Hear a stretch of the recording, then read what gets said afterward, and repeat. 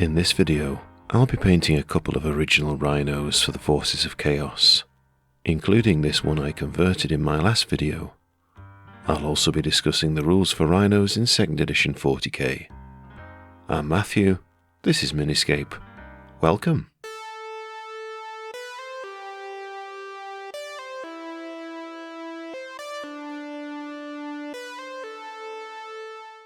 Recently, I decided to convert an old Mark I Rhino for my Chaos collection. This was based on the original kit released in 1988. The kind that came with two identical sprues that went together ingeniously. You see, each had this hull part, and with two, you could make the middle of the Rhino. The tracks could either be the left or the right, which was only defined by the placing of the exhausts and the other hatches. These two panels could go on the front or the back, as could this piece. The outcome of this were a few possible combinations. The sprues I'm showing you here were kindly donated to me by Brad and his son Braden from the US. Thanks very much, fellas. These are actually from this Vindicator kit. Remember, many Space Marine vehicles were based on this Rhino chassis. Anyway, this is what I built. A Rhino with a single hatch on the top, surrounded with spikes, and sporting a combi bolter. It's got spiky panels on the hull, a khorne symbol, chain on the back, and my favourite bit, 4 stacks of skulls. One such stack is a bit wonky, but Khorne cares not how neatly his skulls are stacked. The dozer blade is kit bashed from orc parts, and counts as the destroyer, which is an upgrade I will talk about later. I magnetised the destroyer as well, to give me some flexibility when fielding it. As well as this vehicle, I have another Rhino, which isn't converted save for another magnetic destroyer I made, though it does have the obligatory spike racks. Anyway, let's start with the Khorne Rhino. My first step was to tackle the tracks. I sprayed the bottom of the model with a black primer, and followed it up with a dry brush on the tracks with Army Painter gunmetal. When that was dry, I performed another dry brush with the brighter silver paint. I then masked off the tracks with ordinary masking tape, and gave the thing a coat of sanguine red by Colourforge. I wanted the armour to be lighter though, which is why I painted on this dark vermilion by Vallejo, which is a bit like Citadel Evil Sun Scarlet. The next stage was some shading, which I achieved by thinning some dark red paint and lining the edges of the armour panels. The paint I used was Vallejo Burnt Cadmium Red. Then it was time for some highlights.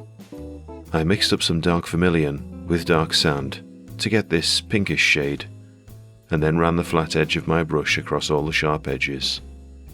I didn't even use a small brush for this, because it wasn't needed, just a good flat edge, a minimal amount of paint, and a steady hand.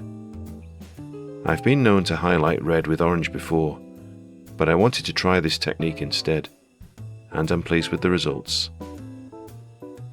And this is how it is looking after the highlighting.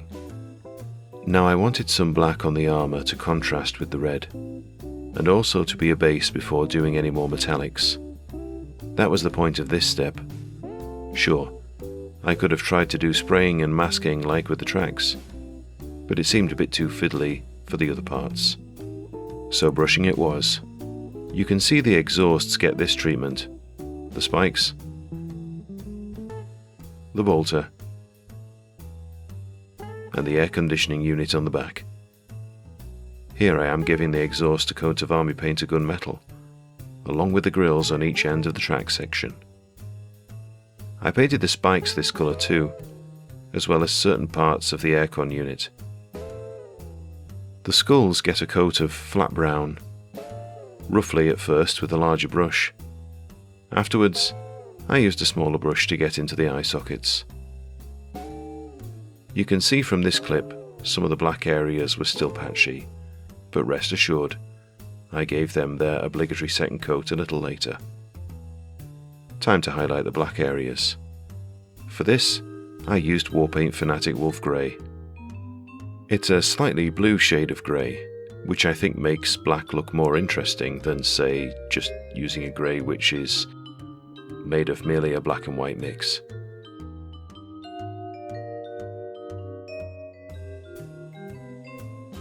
Back to the skulls, which I painted with Vallejo tan earth by sweeping my brush down the stack, leaving the brown shading still visible, which was quite fortuitous, since it made the job a little simpler.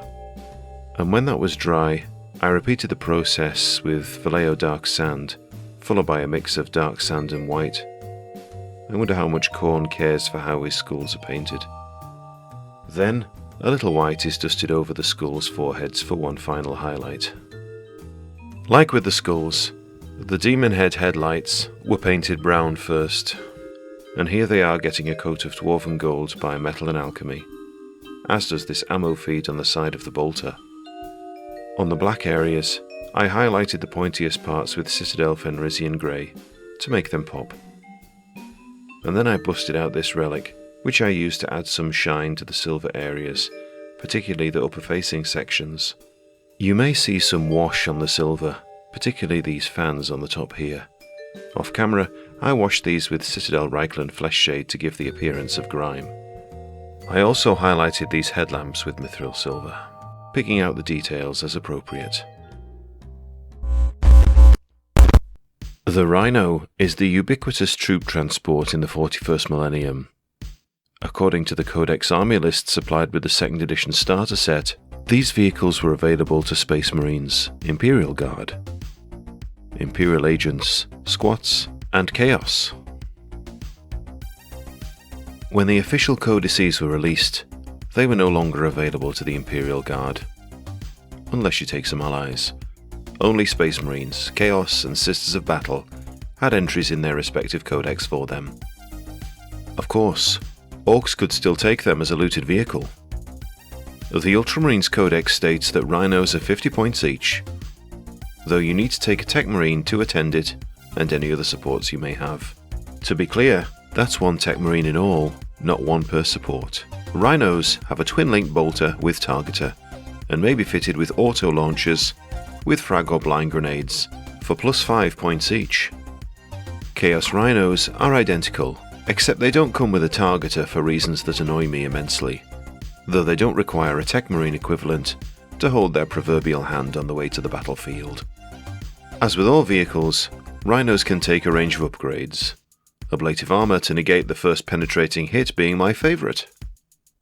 As I have discussed in my Chaos Predator video, Chaos vehicles could become possessed by demons, which increases the points cost by 25%. This then removes its troop transport capacity, gives it a ballistic skill and weapon skill of 5, and makes it cause terror to enemy troops. In addition, damage results that would affect the crew have no effect. On top of demon possession, you could give a further upgrade based on one of the 4 ruinous powers. The one I am modelling for my Rhinos is the Destroyer upgrade for Khorne. This costs 25 points, and increases the RAM value to Strength 10, D20 damage, and a -6 save throw modifier. In addition, any model that wishes to attack the vehicle in hand-to-hand combat must roll equal to or under their initiative on a d6. A roll of a 6 always fails. If this roll is failed, then the model sustains a hit equivalent to the vehicle's RAM value. The base game came with a handful of vehicle datafax cards, one of which was for the Rhino. Another was released with Dark Millennium and superseded the first. The differences are minor. In rules terms, the option to transport dreadnoughts was removed. In aesthetic terms, you now have a photo rather than illustration, and the formatting is slightly different too.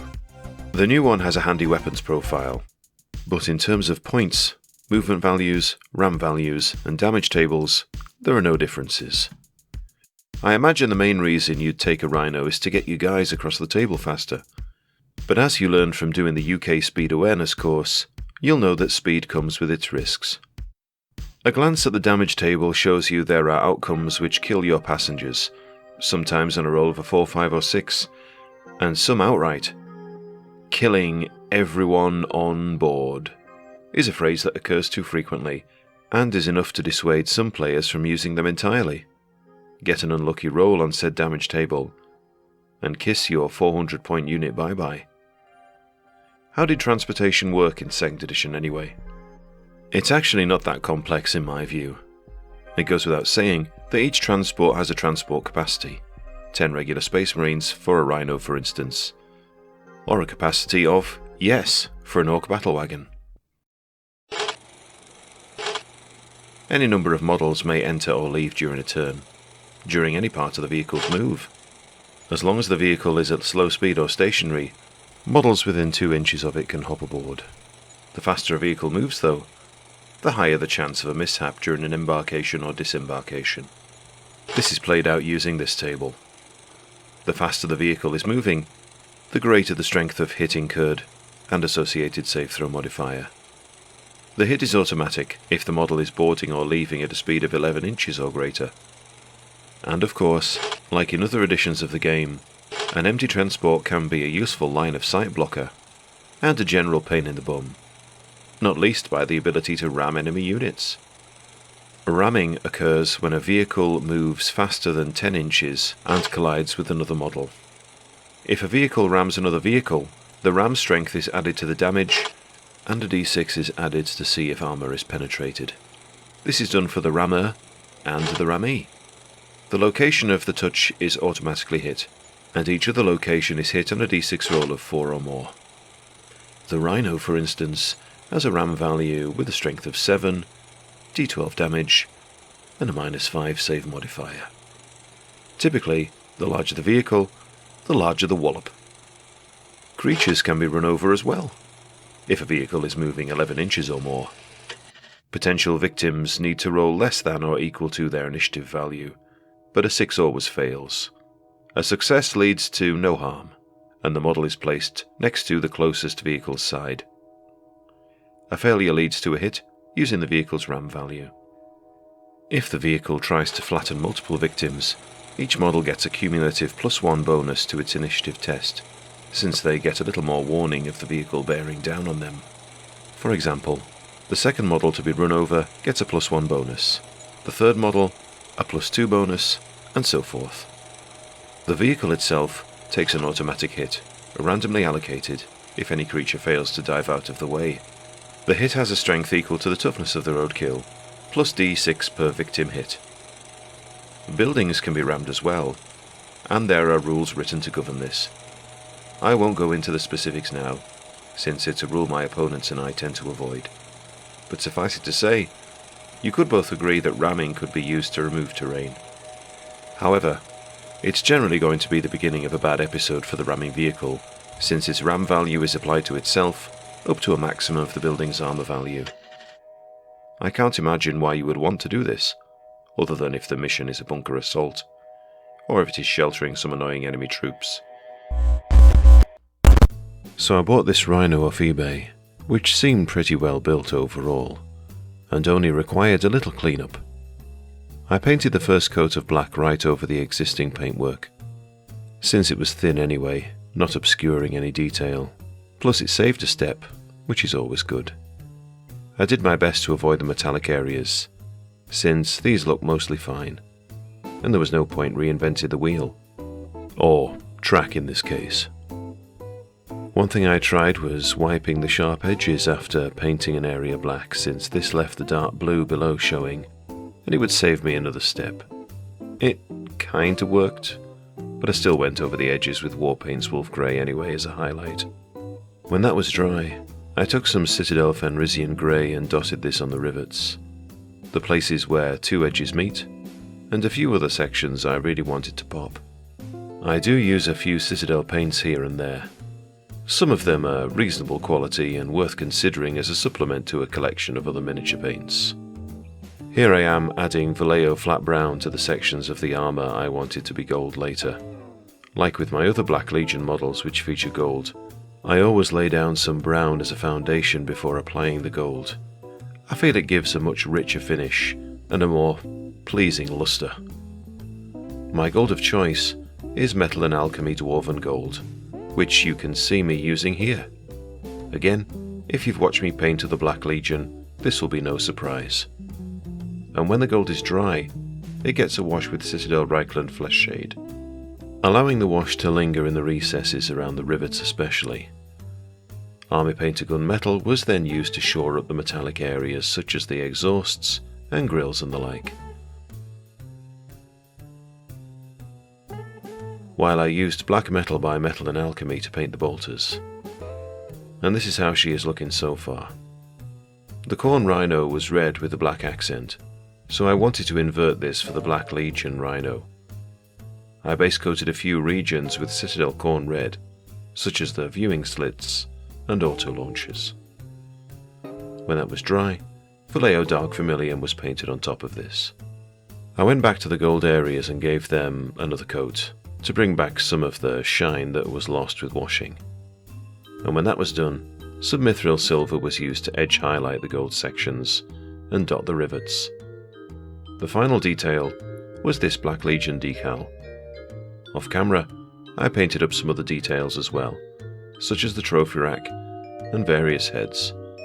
Honestly, I was trying to get this done for a game, and so, to rush it through, I had to forego some filming, sadly. After many weeks of cutting, gluing and painting, and much expenditure of blood, sweat and tears, I now have a bunch of rhinos for my Chaos collection. The two I painted for this video, and the Nurgle rhino I have mentioned before. It's been a lot of fun turning a wreck into a fearsome demon-possessed ramming machine, and the magnetization means it can lean more towards a conventional APC if I desire.